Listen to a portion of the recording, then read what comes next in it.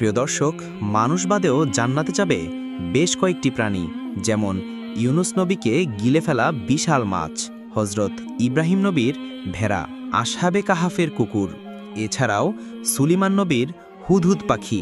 সেই হুদহুদ পাখি কেন জান্নাতে যাবে? হুদহুদ পাখির কি কি ক্ষমতা ছিল?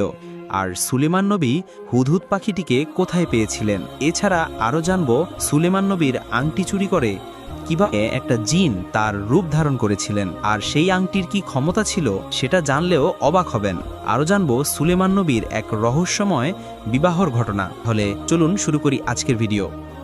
হজরত সুলাইমান আলাইহি ওয়াসাল্লাম ছিলেন মহান আল্লাহ তাআলার একজন রাসূল।